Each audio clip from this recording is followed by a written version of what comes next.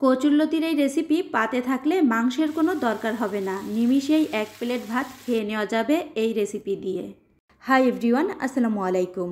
নতুন একটা রেসিপি দেখার আমন্ত্রণ জানাচ্ছি সবাইকে। আশা করছি আমার আজকের এই রেসিপি আপনাদের কাছে অনেক বেশি ভালো লাগবে। যারা কচুরলতি পরিষ্কার করার ভয়ে কচুরলতি খেতে চান না কিংবা গলা ধরার ভয়ে কচুরলতি খেতে চান না, তাদের জন্য আমার আজকের এই রেসিপি। আজকের এই রেসিপি তৈরি করার জন্য আমাদের শুধু লাগবে কচুরলতি আর ইলিশ মাছের লেজ আর মাথা, যেটা ভিডিওর শুরুতেই আপনাদেরকে দেখিয়ে দিয়েছি। প্রথমেই আমরা কচুরলতিগুলো পরিষ্কার করব। আমি 1 কেজি কচুরলতি মাত্র 10 মিনিট সময়ে পরিষ্কার করে নিয়েছি। কচুরলতি পরিষ্কার করার জন্য আমি এখানে ধারছোবা নিয়েছি। ধারছোবা দিয়ে কচুরলতি কিভাবে পরিষ্কার করবেন আপনাদেরকে দেখিয়ে দিচ্ছি। প্রথমে লতির মাঝামাঝি অংশে ধরে তারপর নিচের দিকে টান দিবেন।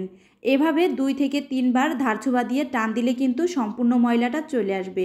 দেখুন, আপনাদেরকে দেখিয়ে দিচ্ছি, এভাবে কিন্তু ময়লাটা চলে এসেছে আর কচুরলতি খুব ভালোভাবে পরিষ্কার হয়ে গিয়েছে। কচুরলতির মাঝামাঝি অংশে ধরে টান দিলে কিন্তু খুব ভালোভাবে পরিষ্কার হয়ে যাবে। আর আপনি যদি আগার দিকে ধরে ধারছোবা দিয়ে টান দেন তাহলে দেখা যাবে আগার অংশটা ভেঙে যাবে। তো প্রথমে মাঝামাঝি অংশে ধরে লতিটা পরিষ্কার করে তারপর উপরের দিকটা পরিষ্কার করে নেবেন। এভাবে আরও একটা লতি পরিষ্কার করে আপনাদের সাথে শেয়ার করছি। যারা ব্যাচেলার আপু এবং ভাইয়ারা আছেন তারাও কিন্তু এভাবে লতি পরিষ্কার করে বিভিন্ন ধরনের রেসিপি তৈরি করে খেতে পারেন। আমাকে যদি বলা হয় আপনার সবথেকে পছন্দের সবজি কোনটি, তাহলে আমি কিন্তু বলবো কচুরলতি। কারণ কচুরলতি ইলিশ মাছ, চিংড়ি মাছ, সরিষা বাটা দিয়ে কিন্তু খেতে অনেক বেশি ভালো লাগে। মাঝে মাঝে এই কচুরলতির রেসিপি খেতে আমার কাছে তো দারুণ লাগে। আমি আজকে ইলিশ মাছের লেজ আর মাথা দিয়ে এই রেসিপিটা তৈরি করব। ইলিশ মাছের লেজ আর মাথা খুবই ছোট ছোট করে কেটে নিয়েছি, সাথে কিছুটা ডিম নিয়েছি। যেহেতু ইলিশ মাছের ডিম বাচ্চারা অনেক বেশি পছন্দ করে, এই জন্য আমি এখানে ডিম নিয়েছি। আপনারা চাইলে এটা স্কিপ করে যেতে পারেন। এবার এর মধ্যে দিয়ে দিচ্ছি আমি হাফ চা চামচ লবণ, দিয়ে দিচ্ছি হাফ চা চামচ হলুদের গুঁড়ো, আর দিয়ে দেব হাফ চা চামচ লাল মরিচের গুঁড়ো। এবার দিয়ে দেব 1 টেবিল চামচ পরিমাণ সয়াবিন তেল। সব কিছু একসাথে খুব ভালোভাবে আমি হাত দিয়ে মাখিয়ে রেস্টে রেখে দেব 20 মিনিটের মতো। এই সময়ের মধ্যে তেল মশলা খুব ভালোভাবে মাছের মধ্যে ঢুকে যাবে। তো দেখুন, আমি হাত দিয়ে খুব ভালোভাবে মেখে নিয়েছি। এভাবে মাত্র 4 টুকরো মাছ দিয়ে আপনার পরিবারের 8 থেকে 10 জন খুব তৃপ্তি সহকারে ভাত খেয়ে নেবে। চলুন দেখে নেওয়া যাক সম্পূর্ণ রেসিপি। একটা প্যানের মধ্যে আমি এখানে হাফ কাপের মতো সয়াবিন তেল দিয়ে দিচ্ছি। এই পর্যায়ে দিয়ে দিচ্ছি 1 কাপ পরিমাণ পেঁয়াজ কুচি। এই রান্নার ক্ষেত্রে পেঁয়াজের পরিমাণটা আমি একটু বেশি ইউজ করেছি। পেঁয়াজগুলো আমি 1 থেকে 2 মিনিটের মতো ভেজে নেব। যখনই পেঁয়াজগুলো একটু নরম হয়ে আসবে, এই পর্যায়ে আমি এখানে সব ধরনের মশলা অ্যাড করব। এখানে দিয়ে দিচ্ছি ফালি করে রাখা 8 থেকে 10টি কাঁচামরিচ। এবার পেঁয়াজ আর মরিচগুলো একসাথে মিশিয়ে নেব। এর মধ্যে দিয়ে দেব 1 চা চামচ আদা রসুনের পেস্ট। চেষ্টা করবেন এই রেসিপিতে আদা রসুনের পেস্ট একটু কমিয়ে দেওয়ার জন্য। দিয়ে দিচ্ছি 1 চা চামচ লবণ, দিয়ে দিচ্ছি হাফ চা চামচ হলুদের গুঁড়া, আরও দিয়ে দেব হাফ চা চামচ ধনিয়া গুঁড়া। এবার সব কিছু একসাথে নেড়ে চেড়ে ভেজে নেব। মশলাটা খুব ভালোভাবে কষানোর জন্য এখানে আমি দিয়ে দিচ্ছি সামান্য পরিমাণ পানি। এবার মশলাগুলোকে খুব ভালোভাবে কষিয়ে নিতে হবে।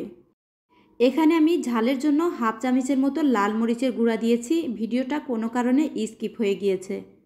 যেহেতু ইলিশ মাছের লেজ আর মাথা দিয়ে আজকের এই রেসিপিটা তৈরি করব, এই জন্য মশলার পরিমাণটা কমিয়ে দিয়েছি। কারণ আমরা সবাই জানি ইলিশ মাছে মশলার পরিমাণটা কমিয়ে দিলে খেতে অনেক বেশি ভালো লাগে। তো আমি খুব ভালোভাবে মশলা কষিয়ে নিয়েছি। এবার এখানে দিয়ে দিচ্ছি কেটে ধুয়ে পরিষ্কার করে রাখা লতিগুলো। এবার মশলার সাথে কচুরলতিগুলো খুব ভালোভাবে মিশিয়ে দেব। আমরা কিন্তু এগুলোকে কচুরলতি বলে থাকি, অনেক অঞ্চলে এগুলোকে কচুর বই বলে থাকে। আমি অনেক এলাকাতেই শুনেছি কচুর বই বলতে। আপনাদের অঞ্চলে এটা কী নামে পরিচিত অবশ্যই কমেন্টস করে জানাতে পারেন। এভাবে 4 থেকে 5 মিনিট আমি কচুরলতিগুলো খুব ভালোভাবে কষিয়ে নিয়েছি। আমাদের দাদি নানিদের সময়ে ওনারা কিন্তু এত মশলা অ্যাড করতো না, অল্প মশলায় সব ধরনের রেসিপি তৈরি করতো, আর খেতেও হতো অসম্ভব মজার। খুবই সিম্পলভাবে রেসিপিগুলো তৈরি করতো। সেখান থেকেই কিছুটা টিপস পাওয়া, কোন কোন সবজিতে অল্প মশলা দিলে সবজিটা খেতে অনেক বেশি মজার হয়। তো দেখুন আমি লতিগুলো খুব ভালোভাবে কষিয়ে নিয়েছি। এই পর্যায়ে দিয়ে দিচ্ছি এখানে 1 কাপের মতো পানি। যেহেতু কচুরলতি খুব দ্রুত সিদ্ধ হয়ে যায়, এই জন্য পানির পরিমাণটা কমিয়ে দিয়েছি। সব কিছু আবারও খুব ভালোভাবে নেড়েচেড়ে মিশিয়ে আমি এভাবে 4 থেকে 5 মিনিট জাল করে নেব। 4 থেকে 5 মিনিট জাল করে নেওয়ার পর খুব ভালোভাবে বলক চলে আসছে। এই পর্যায়ে আমি এখানে মাছগুলো দিয়ে দেব। যেহেতু মাছগুলো ছোট ছোট করে কেটে নিয়েছি, এই জন্য এই পর্যায়ে মাছগুলো দিয়ে দিচ্ছি।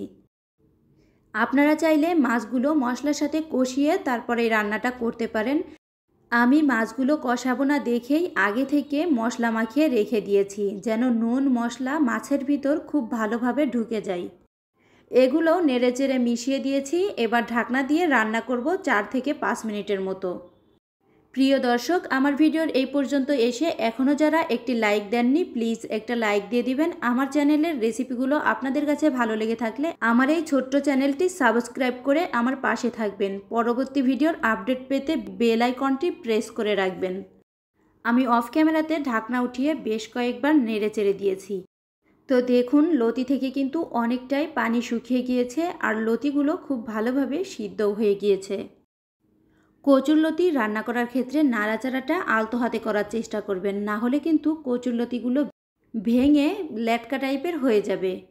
তরকারিতে আঠালো আঠালো একটা ভাব চলে আসবে, খেতে খুব একটা ভালো লাগবে না। কচুরলতির পারফেক্ট টেস্ট পেতে হলে চেষ্টা করবেন এরকম চিকন ধরনের লতি নেওয়ার জন্য, তাহলেই তরকারির টেস্টটা অনেক বেশি ভালো লাগবে। আর এই লতিগুলো এতটাই মজাদার হয়ে থাকে, কোনো প্রকার গলা চুলকায় না। তো আমার রান্নাটা কিন্তু প্রায় শেষের দিকে। দেখুন রসটা অনেকটাই শুকিয়ে গিয়েছে। আমি হালকা একটু ভেজা ভেজা রাখবো। রান্নার শেষের দিকে ফ্রাই প্যানের হাতলটা ধরে একটু ঝাঁকিয়ে দেব, যেন লতিগুলো তলানিতে লেগে না যায়। তো দেখুন আমার রান্নাটা অলমোস্ট ডান। আমি কিন্তু এভাবেই নামিয়ে নেব। প্রিয় দর্শক, ইলিশ মাছের লেজ আর মাথা দিয়ে কচুরলতির এই রেসিপি যদি আপনাদের কাছে ভালো লেগে থাকে, তাহলে আপনারা ফ্রেন্ডস অ্যান্ড ফ্যামিলির মাঝে শেয়ার করতে পারেন। তো আজকের মতো এই পর্যন্তই। নেক্সট কোনো রেসিপি নিয়ে আবারও আপনাদের মাঝে চলে আসবো। আল্লাহ হাফেজ।